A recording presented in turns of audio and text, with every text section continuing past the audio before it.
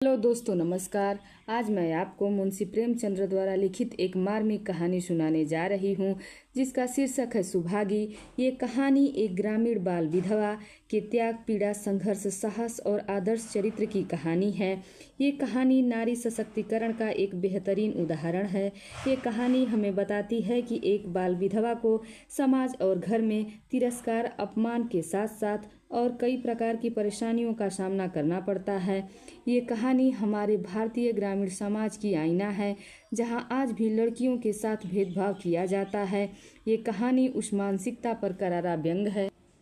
और लोगों के यहाँ चाहे जो होता हो, तुलसी महतो अपनी लड़की सुभागी को लड़के रामू से जौ भर भी कम प्यार न करते थे। रामू जवान होकर भी काठ का उल्लू था। सुभागी 11 साल की बालिका होकर भी घर के काम में इतना चतुर और खेती बाड़ी के काम में इतनी निपुण थी कि उसकी माँ लक्ष्मी दिल में डरती ही रहती थी कि कहीं लड़की पर देवताओं की आंख न पड़ जाए। अच्छी बालिका से भगवान को भी तो प्रेम हो ही जाता है। कोई सुभागी का बखान कर दे तो उसकी माँ गुस्सा हो जाती थी और वह अनायास ही सुभागी को डांटती रहती थी। बखान से लड़के बिगड़ जाते हैं, यह भय तो न था, भय था नज़र का। वही सुभागी आज 11 साल की उम्र में विधवा हो गई। घर में कोहराम मचा हुआ था। लक्ष्मी पछाड़े खाती थी, तुलसी महतो सिर पीटते थे। उन्हें रोते देखकर सुभागी भी रोती थी। बार बार माँ से पूछती, क्यों रोती हो अम्मा? मैं तुम्हें छोड़कर कहीं न जाऊंगी, तुम क्यों रोती हो? उसकी भोली बातें सुनकर माता का दिल और भी फट जाता था। वह सोचती थी, ईश्वर तुम्हारी यही लीला है, जो खेल तुम खेलते हो वह दूसरों को दुख देकर। ऐसा तो पागल लोग ही करते हैं। अगर आदमी पागलपन करे तो उसे पागल खाने भेज देते हैं, और तुम जो पागलपन करते हो उसका कोई दंड नहीं है।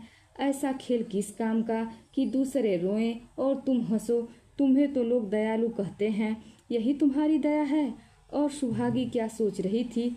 उसके पास कोठरी भर पैसे होते तो वह उन्हें छिपा कर रख देती, फिर एक दिन चुपके से बाजार जाती और अम्मा के लिए अच्छे अच्छे कपड़े लाती। दादा जब बाकी मांगने आते तो चट से रुपए निकाल कर दे देती। अम्मा दादा कितने खुश होते। जब सुभागी जवान हुई तो लोग तुलसी महतो पर दबाव डालने लगे कि लड़की का घर कहीं कर दो, जवान लड़की का यूं फिरना ठीक नहीं है। जब हमारी बिरादरी में इसकी कोई निंदा नहीं है तो क्यों सोच विचार करते हो? तुलसी महतो ने कहा, भाई मैं तो तैयार हूँ, लेकिन जब सुभागी माने तो न, वह तो किसी तरह राजी ही नहीं होती।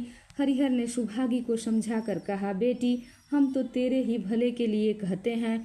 माँ बाप अब बूढ़े हो गए हैं, उनका क्या भरोसा, तुम इस तरह कब तक बैठी रहोगी? सुभागी ने सिर झुकाकर कहा, चाचा मैं तुम्हारी बात समझ रही हूँ, लेकिन मेरा मन घर करने को नहीं होता। मुझे आराम की चिंता नहीं है। मैं अब सब कुछ झेलने को तैयार हूँ और जो काम तुम कहते हो वह सिर आँखों के बल करूँगी, मगर घर बसाने को मुझसे न कहो।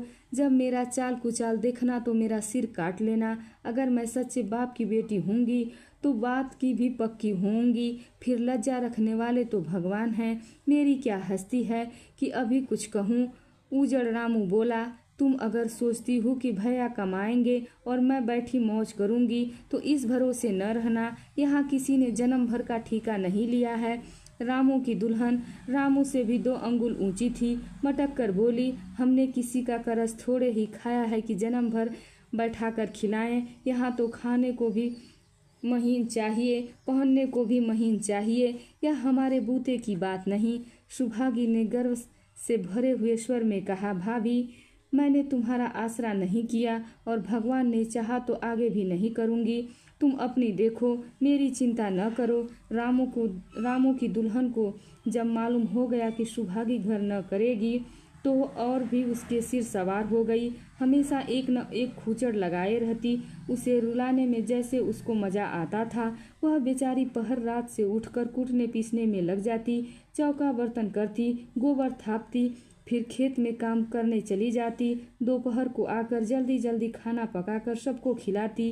रात को कभी माँ के सिर में तेल डालती, कभी उसकी देह दबाती। तुलसी चीलम के भक्त थे, उन्हें बार बार चीलम पिलाती।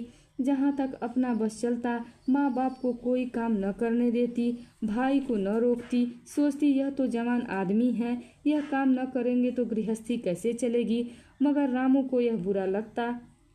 अम्मा और दादा को तिनका तक नहीं उठाने देती और मुझे पीसना चाहती है। यहाँ तक कि एक दिन वह जामे से बाहर हो गया। सुभागी से बोला, अगर उन लोगों का बड़ा मोह है तो क्यों नहीं उन्हें लेकर अलग हो जाती हो। तब सेवा करो तो मालूम होगा कि सेवा कड़वी लगती है कि मीठी। दूसरे के बल पर वाहवाही लेना आसान है, बहादुर वह है जो अपने बल पर काम करे। सुभागी ने तो कुछ जवाब न दिया। बात आगे बढ़ जाने का भय था, मगर उसके माँ बाप बैठे सुन रहे थे। महतों से सुना न गया। बोले, क्या है रामू, उस गरीबन से क्यों लड़ते हो। रामू पास आकर बोला, तुम क्यों बीच में कूद पड़े। मैं तो उससे कहता था तुलसी, जब तक मैं जीता हूँ तुम उसे कुछ नहीं कह सकते। मेरे पीछे जो चाहे करना, बेचारी का घर में रहना मुश्किल कर दिया। रामू, आपको बेटी बहुत प्यारी है तो उसे गले से बांध कर रखिए, मुझसे तो नहीं सहा जाता। तुलसी, अच्छी बात है, अगर तुम्हारी यही मर्जी है तो यही होगा। मैं कल गांव के आदमियों को बुलाकर बंटवारा कर दूंगा, तुम चाहे छूट जाओ। सुभागी नहीं छूट सकती। रात को तुलसी लेटे तो वह अपनी पुरानी बात याद करने लगे। जब रामू के जन्मोत्सव में उन्होंने रुपए कर्ज लेकर जलसा किया था और सुभागी पैदा हुई तो घर में रुपए होते हुए भी उन्होंने एक कौड़ी न खर्च की। पुत्र को रत्न समझा था, पुत्री को पूर्व जन्म के पापों का दंड। वह रत्न कितना कठोर निकला और यह दंड कितना मंगलमय। दूसरे दिन महतो ने गांव के आदमियों को जमा करके कहा, पंचो, अब रामू का और मेरा एक में निवाह नहीं हो सकता। मैं चाहता हूँ कि तुम लोग इंसाफ से जो कुछ मुझे दे दो वह लेकर अलग हो जाऊं। रात दिन की किचकिच अच्छी नहीं है। गांव के मुख्तार बाबू सज्जन सिंह बड़े सज्जन पुरुष थे। उन्होंने रामू को बुलाकर पूछा, क्यों जी, तुम अपने बाप से अलग रहना चाहते हो। तुम्हें शर्म नहीं आती कि औरत के कहने से माँ बाप को अलग किए देते हो। राम राम। रामू ने ढिठाई के साथ कहा, जब एक में गुजर न हो तो अलग हो जाना ही अच्छा है। रामू, सज्जन सिंह, तुमको क्या कष्ट है। रामू, एक बात हो तो बताऊं। सज्जन सिंह, कुछ तो बताओ। रामू, साहब, एक में मेरी रहने की कोई इच्छा नहीं है और मेरा इनके साथ निबाह न होगा, बस, और मैं कुछ नहीं जानता। यह कहता हुआ रामू वहां से चलता बना। तुलसी, देख लिया आप लोगों ने इसका मिजाज। आप चाहे 4 हिस्से में से 3 हिस्से उसे दे दें, पर मैं अब इस दुष्ट के साथ न रहना चाहता हूँ। भगवान ने बेटी को दुख दे दिया, नहीं मुझे खेती बाड़ी लेकर क्या करना था। जहाँ रहता वही कमाता खाता। भगवान ऐसा बेटा 7वें बैरी को भी न दे। लड़के से लड़की भली कुलवंती हो। सहसा सुभागी आकर बोली, दादा, यह सब बांट बखरा मेरे ही कारण तो हो रहा है। मुझे क्यों नहीं अलग कर देते। मैं मेहनत मजदूरी करके अपना पेट पाल लूँगी। अपने से जो कुछ बन पड़ेगा तुम्हारी सेवा करती रहूँगी, पर अलग रहूँगी। यो घर का बांट बखरा होते मुझसे नहीं देखा जाता। मैं अपने माथे पर यह कलंक नहीं लेना चाहती। तुलसी ने कहा, बेटी, हम तुझे न छोड़ेंगे, चाहे संसार छूट जाए। रामू का मुँह मैं नहीं देखना चाहता, उसके साथ रहना तो दूर की बात है। रामू की दुल्हन बोली, तुम किसी का मुँह नहीं देखना चाहते हो तो हम भी तुम्हारी पूजा करने को व्याकुल नहीं हैं। महतो दांत पीसते हुए उठे कि बहू को मारें, मगर लोगों ने पकड़ लिया। बंटवारा होते ही महतो और लक्ष्मी को मानो पेंशन मिल गई। पहले तो दोनों सारे दिन सुभागी के मना करने पर भी कुछ न कुछ करते थे, पर अब उन्हें पूरा विश्राम था। पहले दोनों दूध घी को तरसते थे। सुभागी ने कुछ रुपए बचाकर एक भैंस ले ली। बूढ़े आदमियों की जान तो उनका भोजन है, अच्छा भोजन न मिले तो वे किस आधार पर रहें।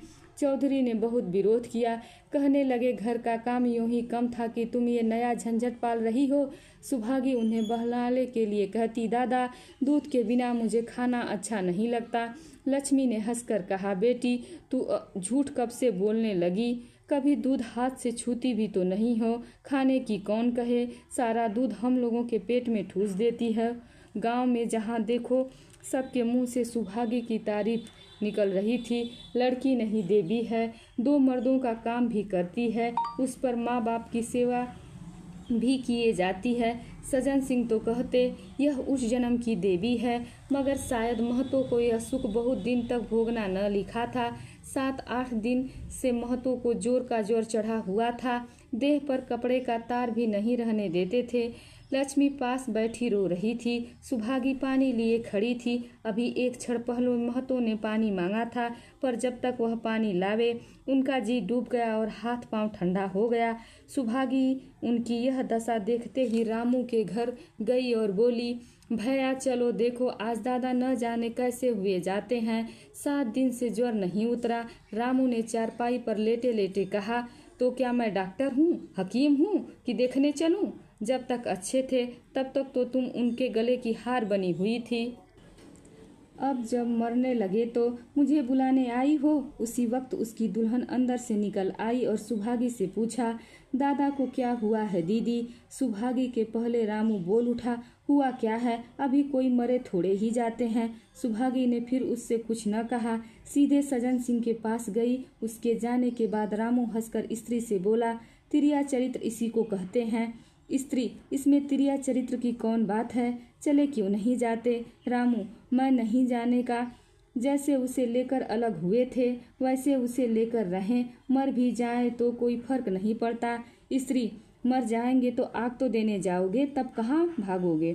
रामू, कभी नहीं, सब कुछ उनकी प्यारी सुभागी ही कर लेगी। स्त्री, तुम्हारे रहते वह क्यों करने लगी? रामू, जैसे मेरे रहते उसे लेकर अलग हुए, और कैसे? स्त्री, नहीं जी, यह अच्छी बात नहीं है, चलो देख आवे, कुछ भी हो, बाप ही तो हैं, फिर गांव में कौन मुंह दिखाओगे? रामू, चुप रहो, मुझे उपदेश मत दो। उधर बाबू साहब ने ज्यों ही महतो की हालत सुनी तुरंत सुभागी के साथ भागे चले आए। यहाँ पहुँचे तो महतो की दशा और खराब हो चुकी थी। नाड़ी देखी तो बहुत धीमी थी। समझ गए कि जिंदगी के दिन पूरे हो गए। मौत का आतंक छाया हुआ था। सजल नेत्र होकर बोले, महतो भाई कैसा जी है? महतो जैसे नींद से जाग कर बोले, बहुत अच्छा है भैया, अब तो चलने की बेला है। सुभागी के पिता अब तुम ही हो, उसे तुम्ही को सौंपे जाता हूँ। सज्जन सिंह ने रोते हुए कहा, भैया महतो घबराओ मत, भगवान ने चाहा तो तुम अच्छे हो जाओगे। सुभागी को तो मैंने हमेशा अपनी बेटी ही समझा है, जब तक जीऊँगा ऐसा ही समझता रहूँगा। तुम निश्चिंत रहो, मेरे रहते सुभागी या लक्ष्मी को कोई तिरछी आंख उठाकर भी न देख सकेगा। और कुछ इच्छा हो तो वह भी कह दो। महतो ने विनीत नेत्रों से देखकर कहा, और कुछ नहीं कहूँगा भैया, भगवान ने आपको सदा सुखी रखे। चल चल। सज्जन सिंह, रामू को बुलाकर लाता हूँ, उससे जो भूल चूक हुई है उसे क्षमा कर दो। महतो, नहीं भैया, उस पापी हत्यारे का मुंह मैं नहीं देखना चाहता। इसके बाद गोदान की तैयारी होने लगी। रामू को गांव भर ने समझाया, पर वह अंत्येष्टि करने पर राजी न हुआ। कहा, जिस पिता ने मरते समय मेरा मुंह देखना स्वीकार न किया वह मेरा पिता न है और मैं उसका पुत्र भी नहीं हूँ। लक्ष्मी ने दाह क्रिया की। इन थोड़े से दिनों में सुभागी ने न जाने कैसे रुपए जमा कर लिए थे कि जब तेरही का सामान आने लगा तो गांव वालों की आंखें खुल गई। बर्तन, कपड़े, घी, शक्कर सभी सामान इफरात से जमा हो गए। रामू देख देख कर जलता था और सुभागी उसे जलाने के लिए सबको यह सामान दिखाती थी। लक्ष्मी ने कहा, बेटी घर देख कर खर्च करो, अब कोई कमाने वाला नहीं बैठा है, आप ही कुआं खोदना है और पानी पीना है। सुभागी बोली, बाबूजी का काम तो धूमधाम से ही होगा अम्मा, चाहे घर रहे या जाए, बाबूजी फिर थोड़ी ही आवेंगे। मैं भैया को दिखा देना चाहती हूँ कि अबला क्या कर सकती है। वह समझते होंगे कि इन दोनों से कुछ न होगा। उनका यह घमंड तोड़ दूंगी। लक्ष्मी, चुप रहो। तेरही के दिन 8 गांव के ब्राह्मणों का भोज हुआ। चारों तरफ वाहवाही मच गई। पिछले पहर भर का समय था। लोग भोजन करके चले गए थे। लक्ष्मी थक कर सो गई थी। केवल सुभागी बची हुई चीजों को उठा उठा कर रख रही थी कि ठाकुर सज्जन सिंह ने आकर कहा, अब तुम भी आराम करो बेटी, सवेरे यह सब काम कर लेना। सुभागी ने कहा, अभी थकी नहीं हूँ दादा। आपने जोड़ लिया कुल कितने रुपए उठे? सज्जन सिंह, वह पूछ कर क्या करोगी बेटी?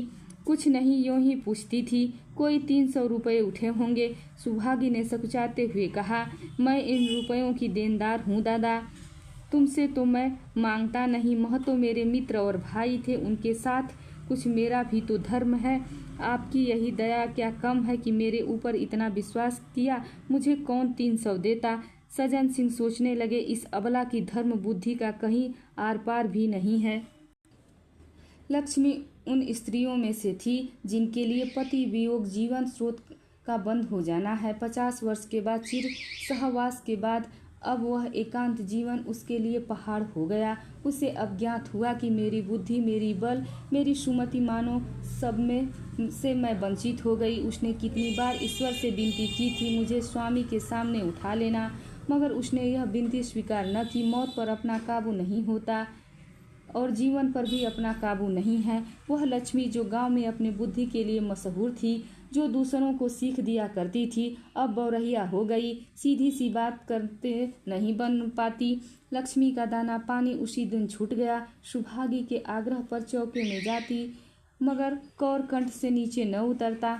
50 वर्ष हुए, एक दिन भी ऐसा न हुआ कि पति के बिना खाए।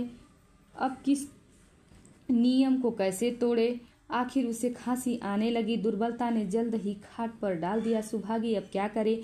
ठाकुर साहब के रुपए चुकाने के लिए दिलो जान से काम करने की जरूरत थी। यहाँ माँ बीमार पड़ गई, अगर बाहर जाए तो माँ अकेली रहती हैं, उनके पास बैठे तो बाहर का काम कौन करे? माँ की दशा देखकर सुभागी समझ गई थी कि इनका परवाना भी आ पहुँचा। महतो को भी तो यही ज्वर था। गांव में और किसे फुर्सत थी कि दौड़ धूप करता। सज्जन सिंह दोनों वक्त आते, लक्ष्मी को देखते, दवा पिलाते, सुभागी को समझाते और चले जाते, मगर लक्ष्मी की दशा बिगड़ती जाती थी। यहाँ तक कि 15वें दिन भी वह संसार से सिधार गई। अंतिम समय रामू आया और उसके पैर छूना चाहता था, पर लक्ष्मी ने उसे ऐसी झिड़की दी कि वह उसके समीप भी न जा सका। सुभागी को उसने आशीर्वाद दिया, तुम्हारी जैसी बेटी पाकर मैं तर गई। मेरा क्रियाक्रम तुम ही करना। मेरी भगवान से ही अर्जी है कि उस जन्म में भी तुम मेरी कोख को पवित्र करो। माता के देहांत के बाद सुभागी के जीवन का केवल एक लक्ष्य रह गया, सज्जन सिंह के रुपए चुकाना। 300 पिता के क्रियाक्रम में लगे थे, लगभग 200 माता के काम में लगे। 500 का ऋण था और उसकी अकेली जान, मगर वह हिम्मत न हारती थी। 3 साल तक सुभागी ने रात को रात और दिन को दिन न समझा। उसकी कार्यशक्ति और पौरुष देखकर लोग दांते तले अंगुली दबा लेते थे।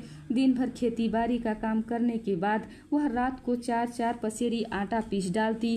30वें दिन 15 रुपए लेकर सज्जन सिंह के पास पहुंच जाती। इसमें कभी नागा न पड़ता, यह मानव प्रकृति का अटल नियम था। अब चारों ओर से उसकी सगाई के पैगाम आने लगे। सभी उसके लिए मुंह फैलाए हुए थे, जिसके घर सुभागी जाएगी उसके भाग्य फिर जाएंगे। सुभागी यही जवाब देती। अभी वह दिन नहीं आया जिस दिन सुभागी ने आखिरी किस्त चुकाई। उस दिन उसकी खुशी का ठिकाना न था। आज उसके जीवन का कठोर व्रत पूरा हो गया था। वह चलने लगी तो सज्जन सिंह ने कहा, बेटी तुमसे मेरी एक प्रार्थना है, कहो कहूँ कहो न कहूँ, मगर वचन दो कि तुम मानोगी। सुभागी ने कृतज्ञ भाव से देखकर कहा, दादा आपकी बात न मानूंगी तो किसकी बात मानूंगी? मेरा तो रोया रोया आपका गुलाम है। सज्जन सिंह, अगर तुम्हारे मन में यह भाव है तो मैं न कहूँगा। मैंने अब तक तुमसे इसलिए नहीं कहा कि तुम अपने को मेरा देनदार समझ रही थी। अब रुपए चुक गए, मेरा तुम्हारे ऊपर कोई एहसान नहीं है, रत्ती भर भी नहीं। बोलो कहूँ? सुभागी, आपकी जो आज्ञा हो। सज्जन सिंह, देखो इनकार न करना। नहीं, मैं फिर तुम्हें अपना मुंह न दिखाऊंगा। सुभागी, क्या आज्ञा है? सज्जन सिंह, मेरी इच्छा है कि तुम मेरी बहू बनकर मेरे घर को पवित्र करो। मैं जात पात का कायल हूँ, मगर तुमने मेरे सारे बंधन तोड़ दिए। मेरा लड़का तुम्हारे नाम का पुजारी है, तुमने उसे बारहा देखा है। बोलो मंजूर करती हो? सुभागी, दादा इतना सम्मान पाकर मैं पागल हो जाऊंगी। सज्जन सिंह, तुम्हारा सम्मान भगवान कर रहे हैं बेटी, तुम साक्षात लक्ष्मी का अवतार हो। सुभागी, मैं तो आपको अपना पिता समझती हूँ। आप जो कुछ कहेंगे मेरे भले के लिए ही करेंगे। आपके हुक्म को मैं कैसे इनकार कर सकती हूँ? सज्जन सिंह ने उसके माथे पर हाथ फेरकर कहा, बेटी तुम्हारा सुहाग अमर हो।